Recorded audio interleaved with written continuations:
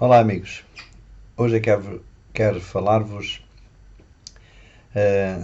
do presépio. Estamos no Natal, mas eu queria partilhar convosco e mostrar-vos uma imagem muito bonita que eu tenho do Menino Jesus, e a beleza desta imagem é que o menino dorme tranquilamente, como as crianças pequeninas dormem tranquilamente, no seu bercinho, e o seu bercinho é a cruz.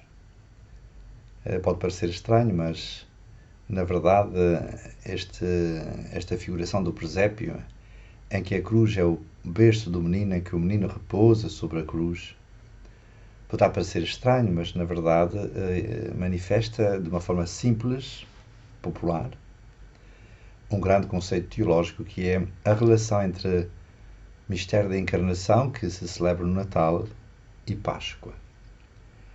Aliás, é interessante que na Epifania, que é o ponto máximo do tempo de Natal, é anunciada a data da Páscoa. Era assim os antigos, era assim já na Igreja Antiga, e hoje continua esse costume na maior parte das paróquias, a partir de Roma, de resto, aliás, para toda a cristandade. Anuncia-se a Páscoa. Quando é que será a Páscoa? Uma vez que a Páscoa é uma festa móvel, porque tem a ver com a lua cheia da primavera, e portanto varia no sistema dos meses lunares, varia, e portanto às vezes é mais expediente, entra em abril, outras vezes é mais cedo, para trás, em março. O que é interessante, portanto, no último dia das celebrações do Natal do Senhor, anuncia-se a Páscoa. Ora, esta relação entre encarnação e paixão, entre encarnação e mistério pascal, é traduzida nestes presépios em que o berço é representado pela cruz. Este é um grande mistério teológico que, noutras formas, noutros presépios, aparece, por exemplo, quando se mostra algumas cenas da infância de Jesus e da vida oculta.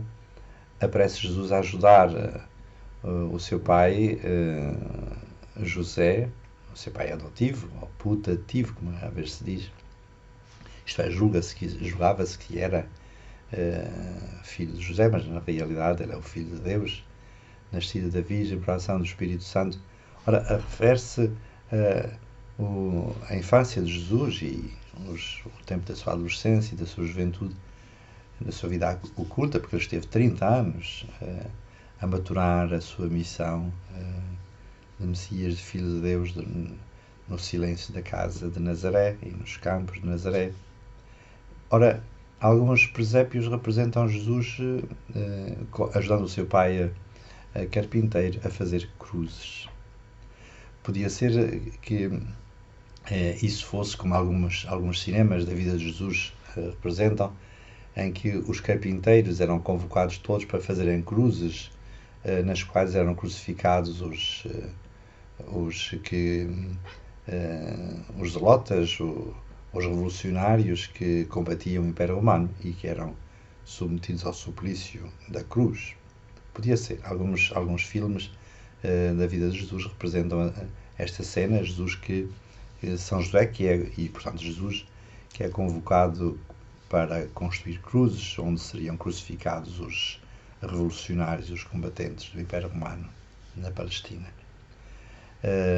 Mas a verdade é que, fazendo ou não cruzes, quando o presépio é representado, o menino dormindo sobre a cruz como o seu berço, está a manifestar-se de uma forma plástica uma grande intuição. Aquele que nasce é aquele que vai ser crucificado em Jerusalém.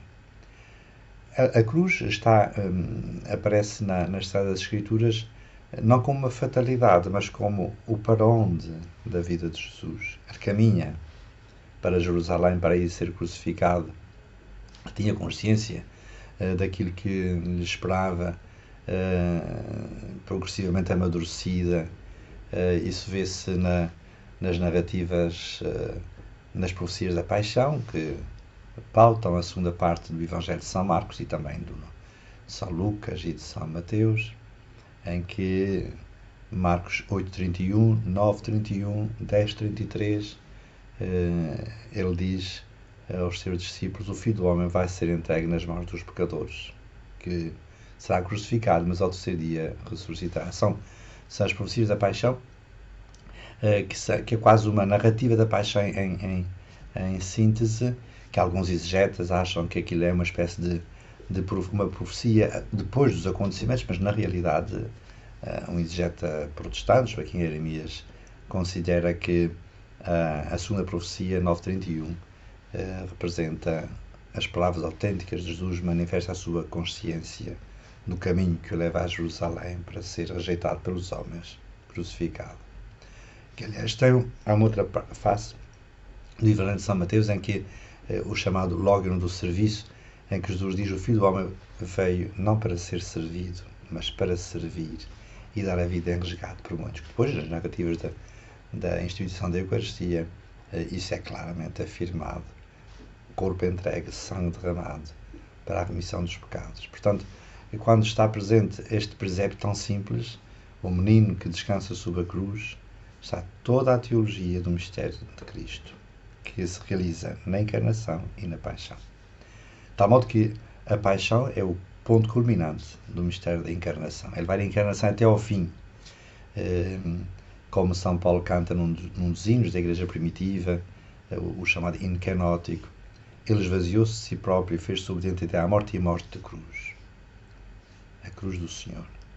Pronto, já no mistério do Natal, estamos a contemplar o menino nascido em Belém, mas já o vemos.